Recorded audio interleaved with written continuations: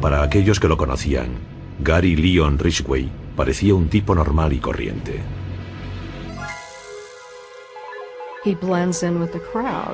Se confundía con la multitud.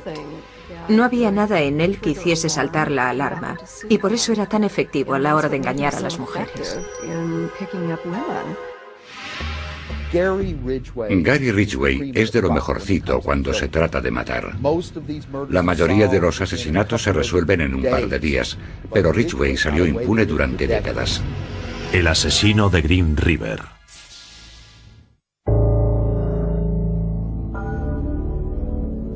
El plan era el siguiente. Quería matar a todas las prostitutas que pudiese. Creía que podría matar a tantas como quisiera sin ser detenido.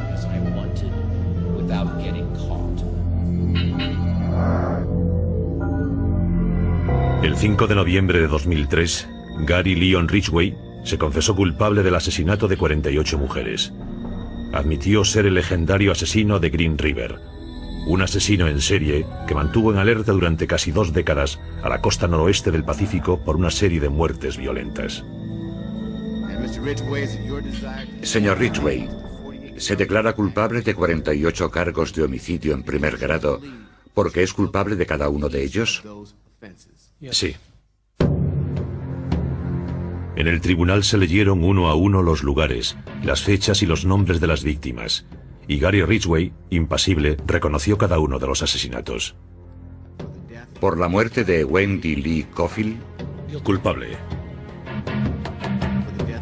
Colin R. Brockman, culpable. Yvonne S. Antosh, culpable. Patricia M. Barsak, culpable. En su confesión, Ridgway le contó a la policía que había matado por lo menos a 90 mujeres. Tantas que no era capaz de recordar sus caras, sus nombres y a veces incluso dónde se deshizo del cuerpo. Las víctimas eran prostitutas y fugitivas que vivían en Seattle, Washington o en los alrededores, algunas de ellas incluso de 16 años. Al igual que otros muchos asesinos en serie, el objetivo de Ridgway eran las personas vulnerables. Y las prostitutas son las más vulnerables de todas. Es el asesino en serie más prolífico de Estados Unidos. Y sus primeras víctimas aparecieron aquí, en el Green River. Estábamos todos horrorizados. Esos eran los lugares donde hacíamos picnic, donde nadábamos, donde nuestros niños corrían y jugaban, hasta que empezaron a aparecer los cuerpos.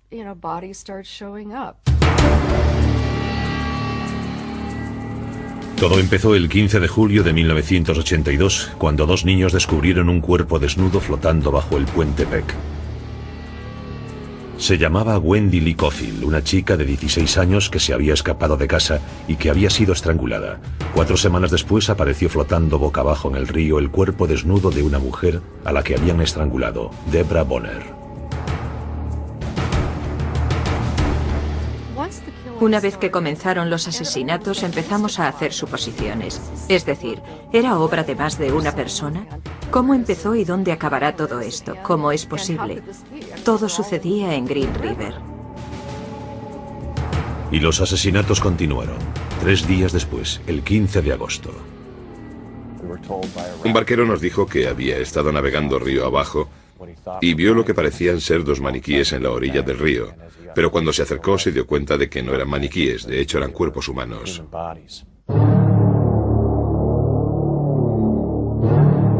Se trataba de Cynthia Haim y Marcia Chapman. Estaban sumergidas hasta el pecho, atadas a unas piedras. Ambas habían sido estranguladas.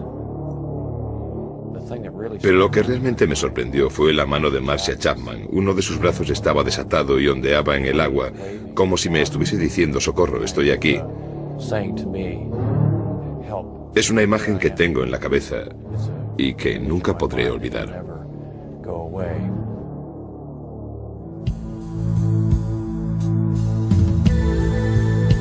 Cuando el detective principal, Dave Reicher, descendió al lugar donde estaban los cuerpos, se encontró con otra víctima tirada sobre la hierba.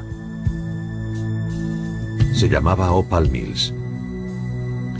En aquella época, Reicher no sabía que las pruebas que había en esas escenas ayudarían a capturar al asesino de Green River casi 20 años después. Cuando las víctimas empezaron a aparecer en el río, Ridgway estaba solo a unos minutos de allí, trabajando en la Kenworth Trunk Company de Seattle. En el año 1982 ya llevaba trabajando allí 11 años. Gary era pintor, hacía los dibujos en los camiones con cinta adhesiva. Era un trabajo que requería destreza y precisión. Era el puesto ideal para Gary Ridgway. Era meticuloso. Le gustaba asegurarse de que todo estaba perfecto. Perfecto para él.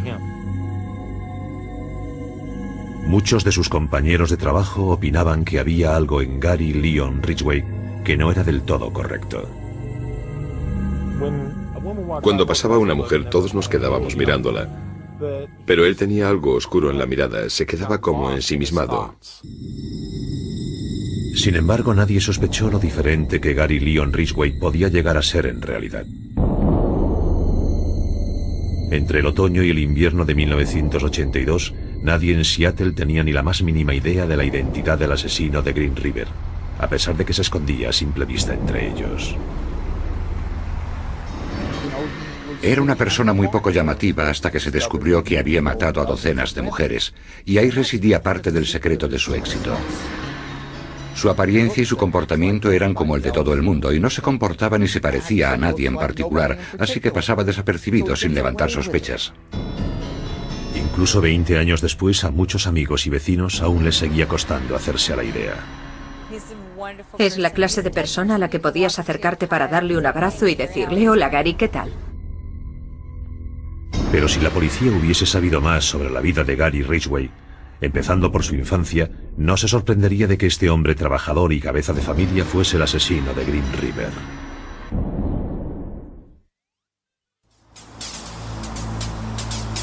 En agosto de 1982 se encontraron los cuerpos de las primeras víctimas del asesino de Green River. Enseguida cundió el pánico en los alrededores del río, que hasta entonces habían sido tranquilos. Para ser sincera, mi mayor miedo era estar en el lugar equivocado en el momento equivocado, estar allí para presenciar cómo alguien se preparaba para tirar un cuerpo al río. Durante ese verano, cada vez que iba sola en el coche, aparecía la policía para preguntarte qué estabas haciendo.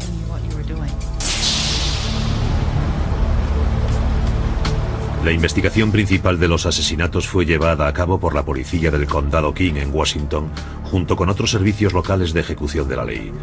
Supieron que se trataba de un asesino en serie cuyo objetivo parecía ser los transeúntes que trabajaban en La Franja, una zona de mala fama próxima a la autopista del Pacífico Sur, que va desde SeaTac hasta Seattle.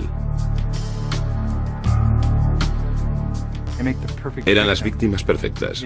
Se subían en el coche y lo hacían con discreción porque no querían que las descubriese algún policía de la secreta que podría estar observando. No querían que las descubriese la patrulla de la policía que vigilaba la zona. Por eso, como las víctimas actuaban siempre así, se convertían en blancos fáciles. A finales de 1983 habían aparecido 13 cuerpos y 2 docenas de mujeres estaban desaparecidas. Algunas de ellas habían sido vistas por última vez subiendo a una furgoneta. La policía seguía todas las pistas, incluso una que los condujo a Gary Ridgway por primera vez. Desapareció una mujer joven de nombre Marie Malvar. Un testigo dijo que la había visto subir a una furgoneta que más tarde vio aparcada en la casa de Ridgway. La policía lo interrogó y él los convenció de que no era su hombre. Su comportamiento era sencillo y no inspiraba miedo.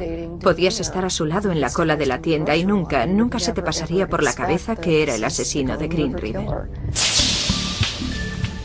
La vida de Ridgway tuvo un comienzo de lo más normal. Nació en Salt Lake City, Utah, el 18 de febrero de 1949. Fue el segundo de los 3 hijos de Mary y Thomas Ridgway. En 1960 la familia se trasladó al estado de Washington. Se instalaron en una casa pequeña de 3 dormitorios en McMicken Heights, que ahora pertenece a la ciudad de SeaTac.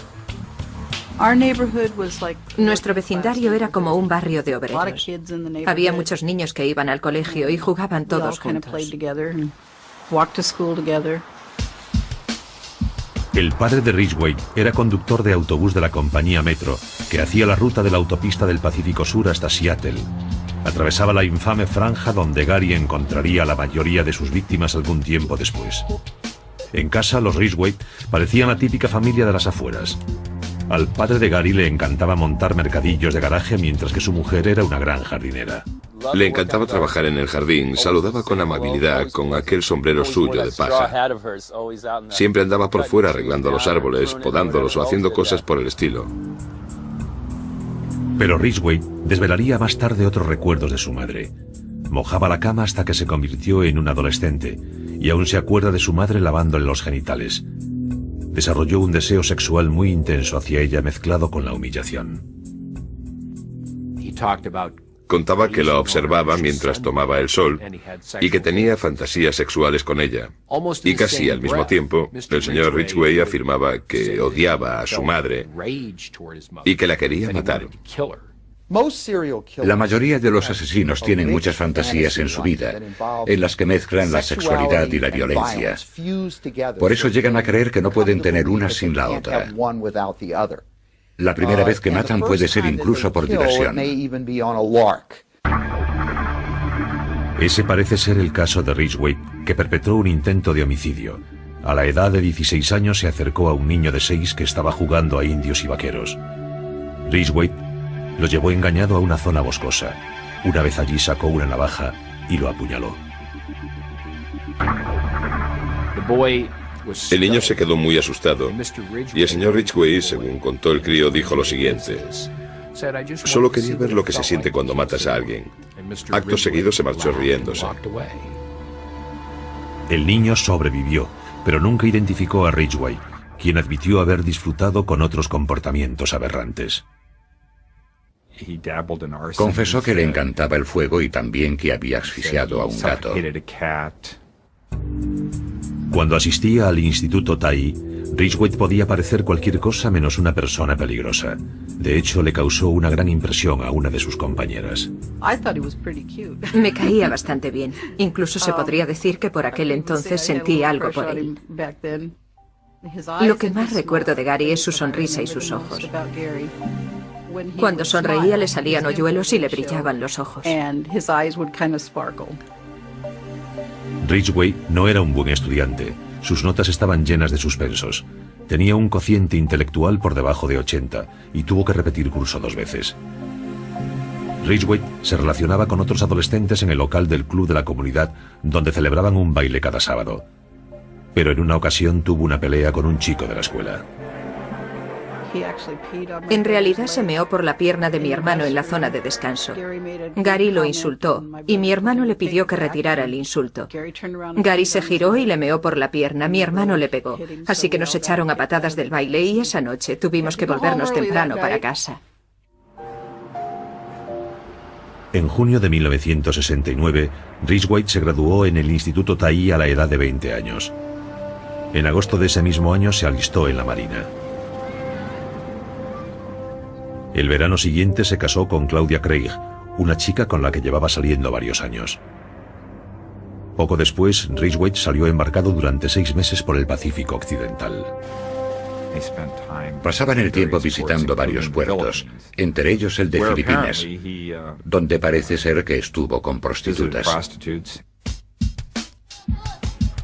Ridgway pagó un precio muy alto por sus encuentros sexuales, el de las enfermedades venéreas. Los registros médicos de la Marina muestran que a Ridgway se le diagnosticó gonorrea. Culpaba a las prostitutas por haberle contagiado. Después, cuando volvió a los Estados Unidos, descubrió que su mujer lo había engañado. Descubrió que Claudia había tenido una aventura con otra persona. Se puso furioso. Dijo que su primera mujer se había convertido en una prostituta. El matrimonio de Ridgway se acabó, pero su odio hacia las prostitutas, que más tarde lo llevaría a actuar, estaba comenzando. Volvió a SeaTac en 1972. Soltero de nuevo y licenciado con honor de la Marina, consiguió un trabajo a tiempo completo como pintor de furgonetas en la planta local de Kenworth. Para aquellos que lo conocieron parecía una persona normal. No había forma de saber que se estaba volviendo un demonio disfrazado.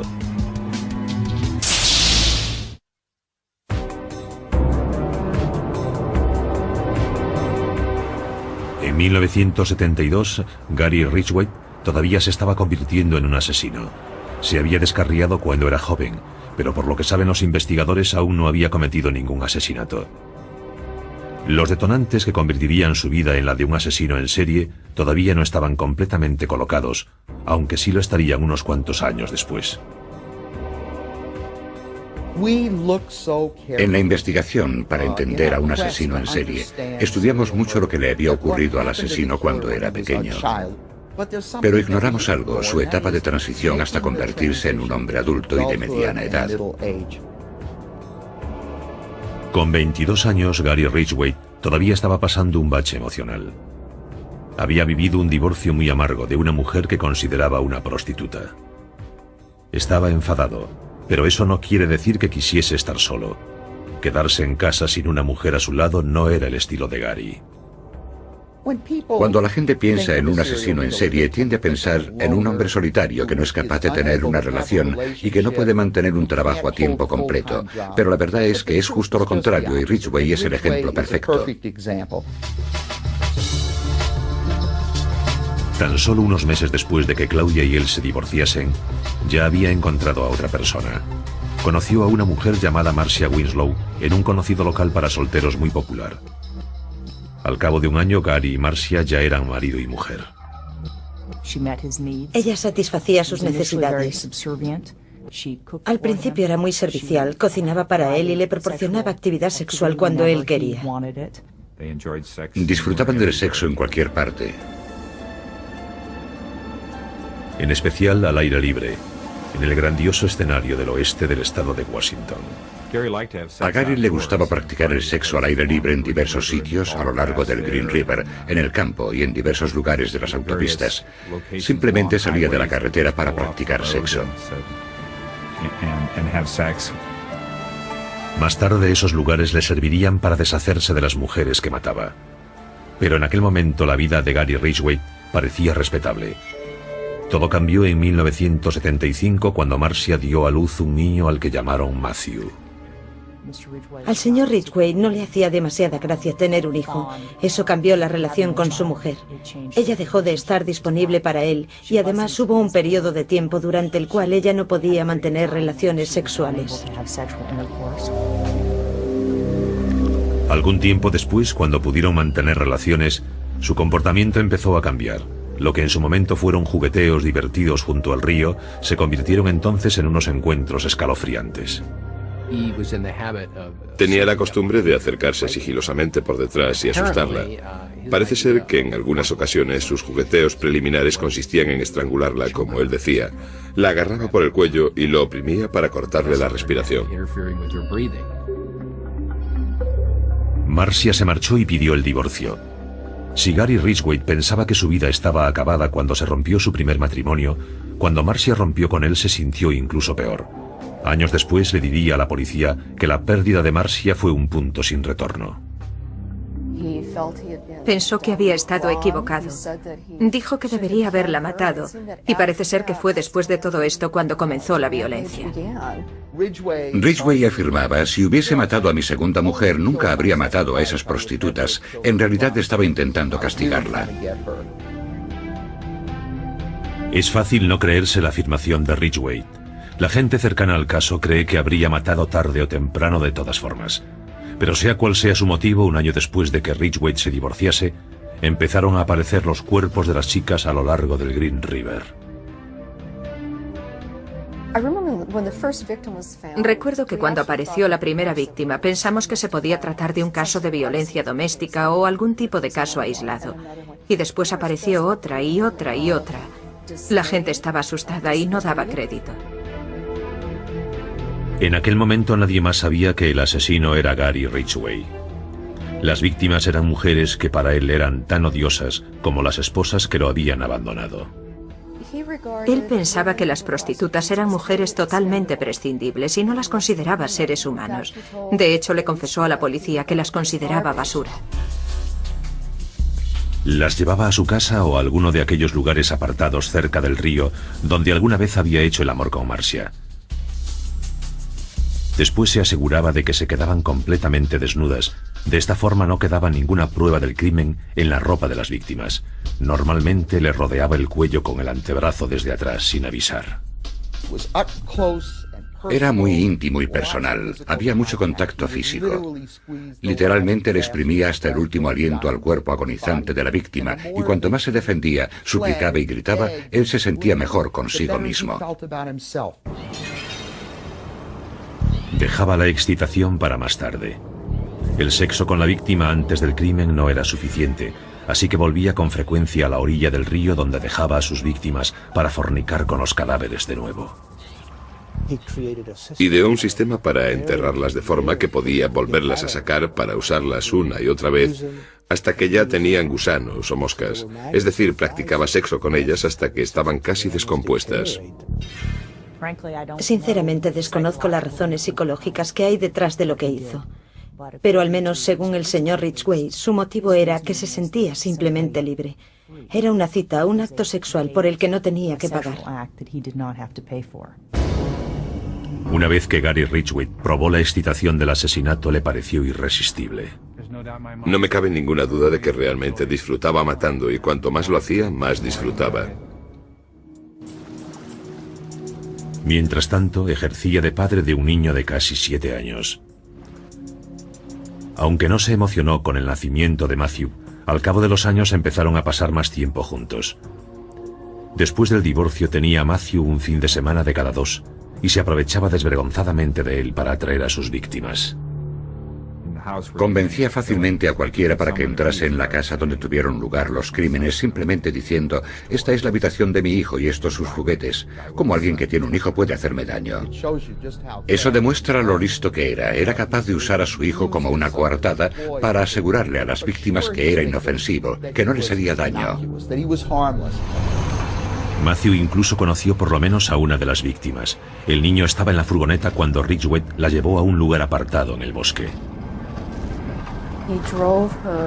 Condujo hasta un lugar aislado. Le dijo al niño que esperase en la furgoneta y después desapareció en el bosque con la mujer. Cuando volvió sin ella, el niño le preguntó, oye papá, ¿dónde está la chica? Y él le contestó que se había ido andando para casa porque vivía cerca de allí. Ridgway no se preocupaba nada por su hijo, solo usaba a la gente, la usaba como un instrumento para satisfacer sus necesidades. Lo hizo con su hijo, con sus esposas y en realidad hacía lo mismo con sus víctimas. En enero de 1984, el número de cuerpos encontrados en Green River era de 13. Los efectivos de la policía estaban desesperados intentando juntar todas las piezas para encontrar al asesino. Para Gary Ridgway, el juego de la evasión estaba empezando. Cuando comenzó el año 1984, había poco que celebrar en Seattle. Durante casi 2 años, el asesino de Green River había asesinado metódicamente una chica tras otra. El número de cuerpos seguía siendo 13, y los detectives del sheriff del condado King estaban empezando a sentirse frustrados. Es un reto. Hay un criminal ahí fuera. Hay un asesino suelto que ha huido a pesar de nuestros esfuerzos por capturarle. Un mes después, se crearon las fuerzas encargadas de Green River. Una unidad de 50 personas reunió una enorme lista de sospechosos, compuesta por clientes de líneas eróticas, agresores sexuales reconocidos y otras tipologías. El número de sospechosos que conseguimos era de 12.000 a 15.000. Hay curas que llevan ropa interior femenina ahí fuera. Hay consejeros de niños por ahí que consumen pornografía infantil. Hay muchos hombres que al final del día se sacan la corbata y se van a un local de striptease en busca de algo excéntrico. Uno de esos hombres era Gary Ridgway. El plan de Ridgway era limpio y simple. hacer un trato con una chica en la calle, llevársela en la furgoneta y nunca se les volvía a ver. El señor Ridgway pensaba continuamente en matar. Pensaba en ello a cada momento. Cuando comía, cuando dormía, es probable que incluso mientras hacía el amor con su mujer pensaba continuamente en matar y en abusar de alguna mujer en el bosque. Así era su día a día. Y una vez que llevaba sus pensamientos a la práctica, En mi opinión, era una máquina de matar perfecta. No tenía conciencia y disfrutaba de lo que hacía. Era un juego y ganaba él. uno de los pasatiempos que usaba Ridgway para despistar a la policía consistía en repintar con frecuencia las diversas furgonetas que usaba para sus viajes a la franja. Con la esperanza de acabar con la tendencia ganadora del asesino, los miembros de la policía querían meterse en la cabeza de un asesino en serie. Incluso consultaron la opinión de otro asesino en serie prolífico, quien una vez acechó en la costa noroeste del Pacífico, Ted Bundy. Nos escribió una carta en la que decía: ¿por qué no venís a hablar conmigo? Creo que puedo ayudaros a entender la mente del hombre del río. Así era como llamaba a Ridgway. Dijo que era probable que le gustase la pornografía, la caza, el poder y la autoridad sobre sus víctimas, y que volvería para mantener relaciones sexuales con los cadáveres. Nos dio un punto de vista interior que no habíamos tenido en cuenta antes. Lo cierto es que la posición de algunos de los cuerpos llevó a los investigadores a sospechar que el asesino de Green River volvía a visitar los cadáveres en busca de sexo. Algunos de los cuerpos que se encontraron tenían piedras colocadas dentro de los genitales, pero Ridgway no dejaba pistas reales tras él. Cada vez que se descubrían los restos de una presunta víctima suya, los investigadores estudiaban cuidadosamente la escena del crimen para recoger pruebas, en busca de la pista más diminuta. ¿Qué buscábamos? Pues cualquier cosa. Una posible transferencia de cabellos, restos de pintura, cristal, tejidos. Ya lo ven, cualquier cosa. También se recogían pruebas cuando se les hacía la autopsia a los cadáveres, ya que los médicos pudieron extraer muestras de semen de algunos de ellos. Poco a poco y con cuidado se iban almacenando las pruebas que algún día podrían identificar al escurridizo asesino de Green River, que siempre parecía ir un paso por delante de los que lo perseguían. La prensa contaba todo lo que hacía la unidad encargada de la investigación. En las noticias contaron que íbamos a poner vigilantes y él escogía un lugar para dejar a su víctima y después escogía otro diferente para la siguiente. Aprendió mucho de nosotros, por desgracia. Pero a pesar del talento de Ridgway para engañar, no consiguió hacerse invisible a los ojos de la policía, pues sabían que era un cliente frecuente de las mujeres de la franja. La policía lo llamó para interrogarlo en varias ocasiones. Y aunque había matado a una mujer 3 semanas antes de uno de los interrogatorios principales, no mostró ningún signo de nerviosismo. El comportamiento de Ridgway le permitió incluso pasar la prueba del polígrafo. La prueba del polígrafo se basa en los sentimientos de culpabilidad. Y si nunca te sientes culpable de lo que has hecho, serás capaz de engañar a cualquiera. Pero Ridgway no podía engañar por completo a los detectives. En 1987 volvieron a investigarle. Una vez más, la furgoneta que conducía cuando salía en busca de víctimas llevó a los detectives hasta él. Cuanto más investigábamos a Ridgway, se hacía más obvio que no tenía coartada para ninguna de las fechas. Investigamos los registros de su tarjeta de crédito y cada lugar en el que echaba gasolina. Comprobamos la cantidad de millas que hacía todos los días para ir a trabajar y cuánto combustible consumía normalmente. Pues consumía muchísimos más litros de combustible de lo que necesitaría. Pero ese era el único cargo que teníamos contra él. También había un par de testigos que cuando les enseñamos el fotomontaje en el que estaba la foto de Ridgway, nos dijeron: se parece a este, y señalaron su foto. Los fiscales y los detectives pensaron en detener a Ridgway. Pero no teníamos nada lo suficientemente claro para estar convencidos porque todo era circunstancial. Los investigadores consiguieron una orden para registrar la casa de Ridgway con la esperanza de encontrar pruebas físicas que demostrasen que era el asesino. Pero la búsqueda fue en vano. El señor Ridgway era simplemente muy bueno en lo que hacía. Mató a todas las mujeres en su habitación. Normalmente, en cuanto acababa de matarlas, quitaba las sábanas de la cama y las echaba a lavar incluso antes de recoger el cuerpo de la mujer para sacarlo de la escena del crimen. Así que básicamente no dejaba nada tras él. Gary Ridgway engañó a la ley una vez más. Creo que estaba empezando a jugar a más de un juego y a mover piezas por todas partes. Empezó a cambiar de sitio los esqueletos y los cuerpos. No cambió su modus operandi. Estaba llevando los cuerpos a lugares más alejados dentro del bosque o las montañas porque no quería que los encontrásemos. Como se sentía libre para ir a las zonas cada vez más amplias en las que se deshacía de sus víctimas, Gary Ridgway continuó con su cacería y matanza, convencido que nada lo podría parar.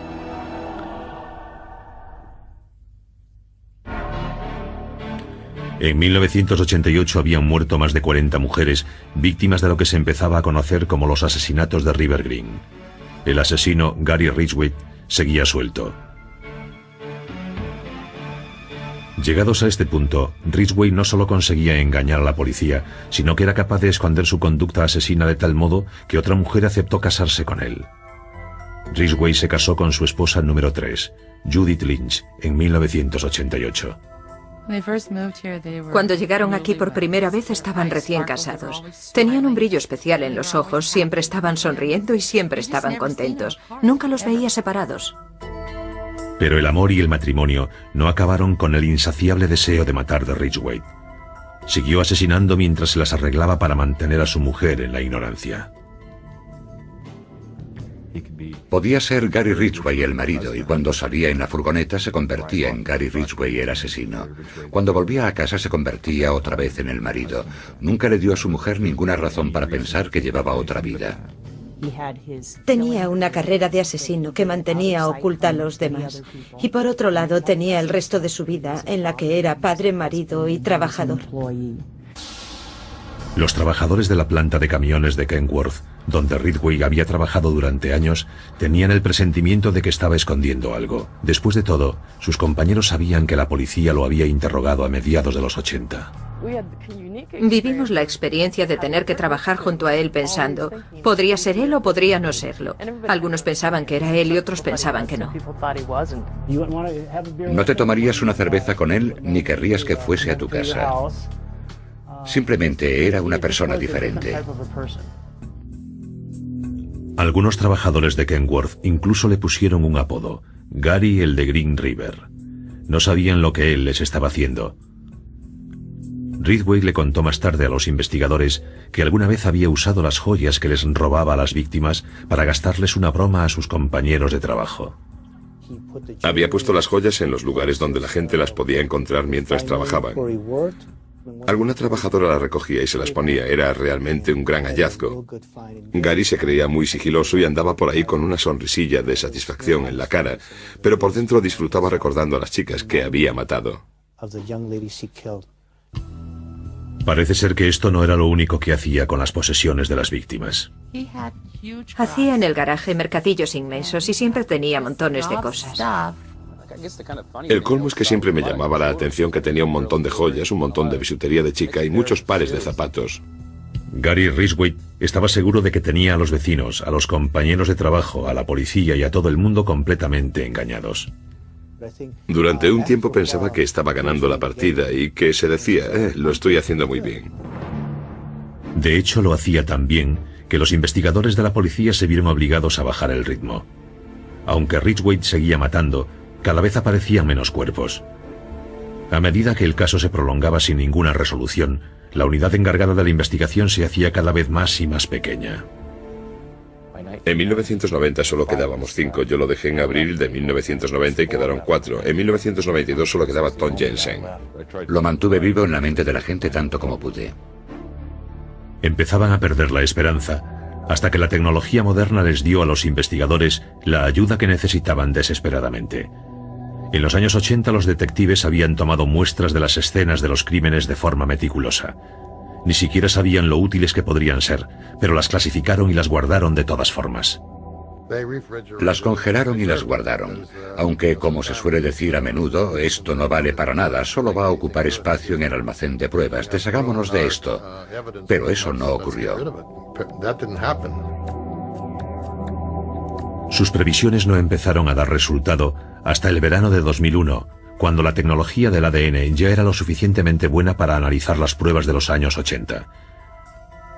19 años después de que una mujer llamada Marcia Chapman fuese estrangulada y abandonada para que se pudriese en las orillas del Green River, las muestras que se obtuvieron de su cuerpo fueron llevadas al laboratorio criminalístico del estado de Washington. Había espermatozoides y conseguimos extraer el ADN de un hombre que coincidía con el de Gary Ridgway. Los resultados fueron realmente sorprendentes. Después se contrastaron las muestras con las de Carol Christensen. De nuevo coincidían con Ridgway. Durante todos estos años, Gary Ridgway había salido impune de sus asesinatos, pero al final los policías consiguieron las pruebas que necesitaban para inculparlo.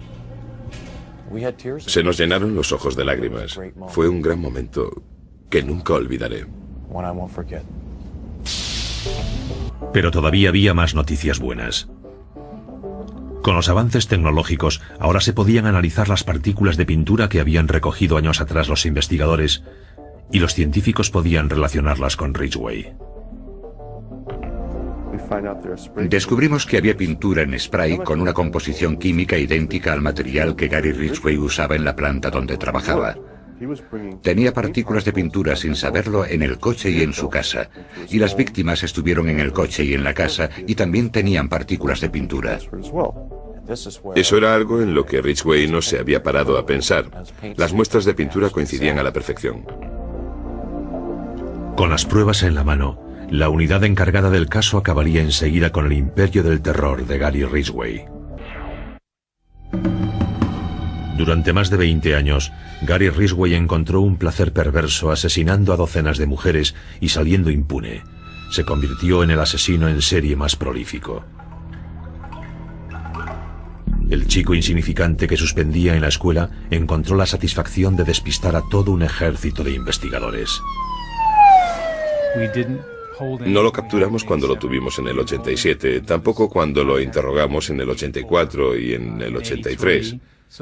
Así que teníamos la sensación de que nos estaba ganando la partida. Pero el 30 de noviembre de 2001 se terminó el juego para Gary Ridgway. Las pruebas de ADN lo relacionaban con 4 de las víctimas de Green River y fue arrestado en su casa. Uno de mis vecinos llamó a mi puerta y me dijo, ¿sabes a quién acaban de arrestar? Me enseñó la imagen de Ridgway en la tele y yo le dije, tiene que ser una broma, Ridgway, el asesino de Green River. Cuando lo oí y vi la imagen de Gary en las noticias, se me paró el corazón y se me hizo un nudo en el estómago. Me quedé impresionada. A pesar de las pruebas físicas claras que lo relacionaban con los crímenes, Ridgway se declaró inocente. Su familia permaneció a su lado y se negaba a creer lo peor. Sus hermanos, sus esposas, su hijo lo visitaban todas las semanas. Estaban convencidos de que se trataba de un error, de que Gary no había hecho eso. La esposa de Gary, Judith, también le apoyó mientras pudo. Permaneció junto a él totalmente incrédula. Estaba convencida de que se equivocaban de persona. No podía ser. Y después, a medida que las pruebas empezaron a salir, acabaron por separarse. Y ahora ella ya no tiene nada que ver con él.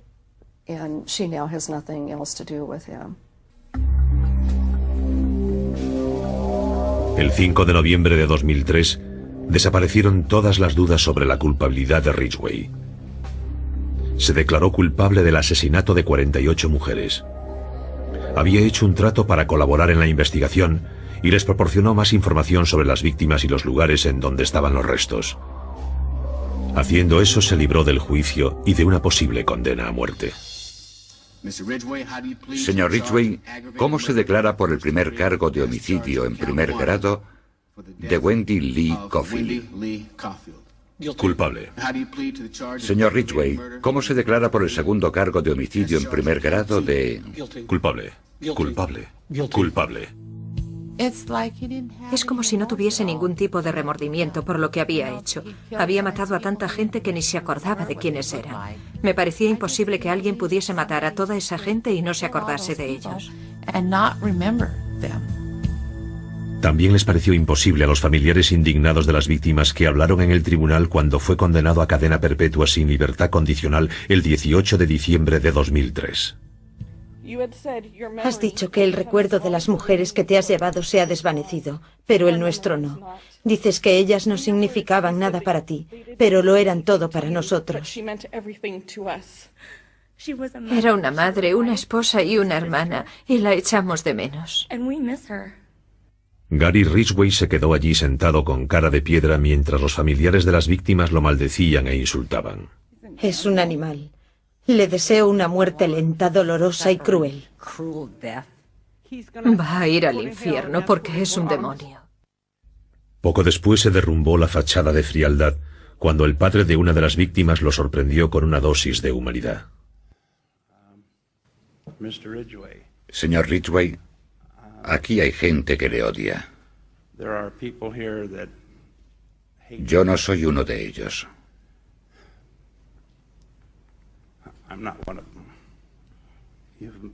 Me ha hecho muy difícil estar a la altura de mis creencias.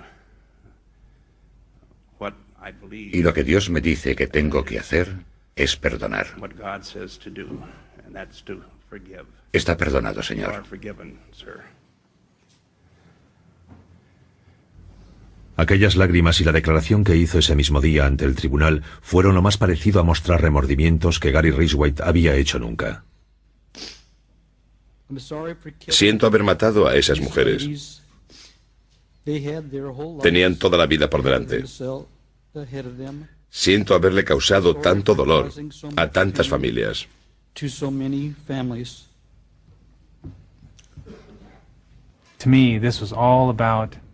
Todo eso era por las víctimas y por la devastación que provocó, pero no por él. Se merecía morir por lo que hizo. Pero eso no le solucionaría nada a las víctimas. No era ninguna victoria. Simplemente nos alegramos de que parase.